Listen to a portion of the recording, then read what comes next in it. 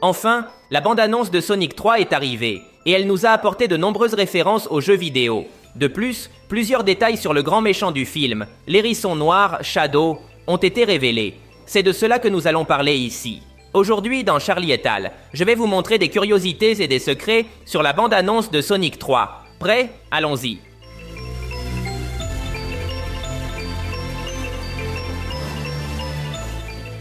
La bande-annonce commence avec l'équipe Sonic en mission ensemble. Rien de complexe, juste une démonstration de leur travail d'équipe et de certaines de leurs caractéristiques classiques des jeux vidéo. Par exemple, Tails vole avec sa petite queue rotative, et Knuckles plane dans le ciel, avec ses poings en avant, exactement comme il le fait dans les jeux originaux. Nous avons maintenant une conversation entre Sonic et Tom. Ils parlent tous deux du passé, et nous montrent un dessin intéressant. Celui-ci représente ce qu'était la première maison de Sonic sur une autre planète avec l'oncle. Rappelons qu'elle est morte dans le premier film, et a envoyé Sonic sur Terre pour le protéger. Cette scène semble se dérouler dans la cachette originale de Sonic, celle qui se trouvait dans la forêt et qui apparaissait dans le premier film. C'est là que Sonic vivait avant de rencontrer Tom. Maintenant, passons aux choses sérieuses. La base secrète où Shadow est emprisonné. Mais d'abord, qui est ce personnage? Dans les jeux vidéo, c'est un méchant de Sonic Adventure 2 de 2001. Il a la même force et la même vitesse que Sonic, et pourrait être considéré comme son éternel rival. Maintenant, il est libre et extrêmement dangereux. Mais pourquoi était-il emprisonné? Il y a des scènes ici qui nous racontent l'origine de Shadow. À travers les images, nous pouvons comprendre que le film suivra la même histoire que les jeux vidéo. Dans le matériel original, Shadow a été créé par le grand-père du Dr Robotnik, Gerald Robotnik, il y a 50 ans. L'homme menait des recherches pour trouver un remède pour sa petite fille Maria, qui souffrait d'une maladie grave. Au cours de ces recherches, Shadow est apparu, la forme de vie parfaite. Shadow est devenu un grand ami de Maria, qui était comme sa famille. Mais un jour, ils ont été attaqués par l'organisation gouvernementale, GUN, qui considérait les travaux de Robotnik comme dangereux. Pendant l'affrontement, Maria est morte. Dans la bande-annonce, nous voyons cette scène avec Robotnik et Shadow à terre, à côté du corps de Maria. Après cela, Shadow a été cryogénisé par Gun pendant 50 ans, jusqu'à ce qu'il se réveille un jour, cherchant à se venger. La bande-annonce nous montre également l'apparition du commandant Walters. Nous avons vu ce personnage dans les films précédents de Sonic. Il dirige une organisation de sécurité nationale, appelée GUN, qui se consacre à la protection de la Terre contre les menaces extraterrestres. Dans le premier film, ils avaient engagé Robotnik pour capturer Sonic. Et dans le deuxième film, ils ont tenté de nouveau de capturer Sonic et Tails. Dans ce troisième film, on nous montre qu'ils avaient emprisonné Shadow, mais qu'il s'est échappé. Ils vont maintenant chercher l'aide de Sonic et de son équipe pour capturer l'hérisson noir dangereux. Mais bien sûr, Sonic ne connaît pas le sombre passé de ce groupe, ni la tragédie de Maria. Nous avons cette scène de Shadow, attaquant les gardes de Gun. Les mouvements et les attaques ressemblent beaucoup à ce que l'on voit dans l'intro du jeu vidéo Shadow de 2005. Regardez la vidéo par vous-même. Maintenant, nous arrivons à la première grande bataille de l'équipe Sonic contre Shadow.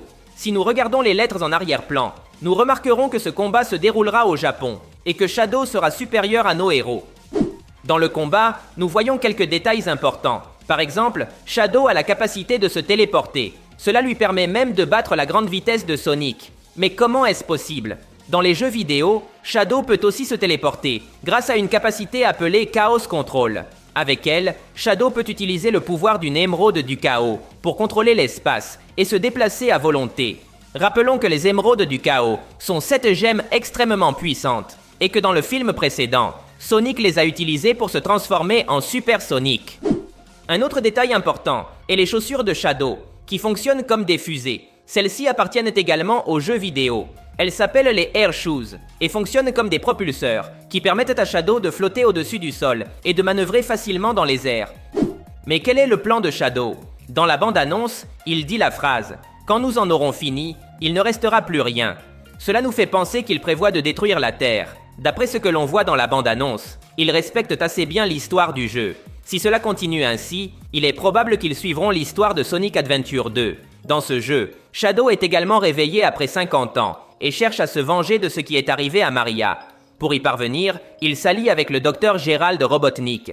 Il prévoit d'utiliser une arme appelée le canon Eclipse, qui a le pouvoir de détruire des villes entières, voire des planètes. Mais pour l'utiliser, ils avaient besoin de la charger avec les 7 émeraudes du chaos.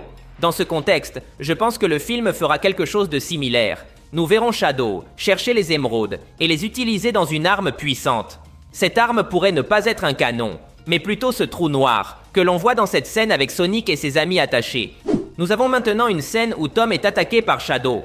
Que se passe-t-il ici? Eh bien, si nous regardons l'épaule de Tom, il y a écrit « Guardian ». Cela signifie qu'à ce stade de l'histoire, il travaille à la protection de quelque chose d'important. Il est probable que son équipe garde les émeraudes du chaos. C'est pourquoi Shadow l'attaque, et Tom finira mal. La tragédie de Tom se connecte avec cette autre scène de Sonic et de ses amis, avec des visages tristes.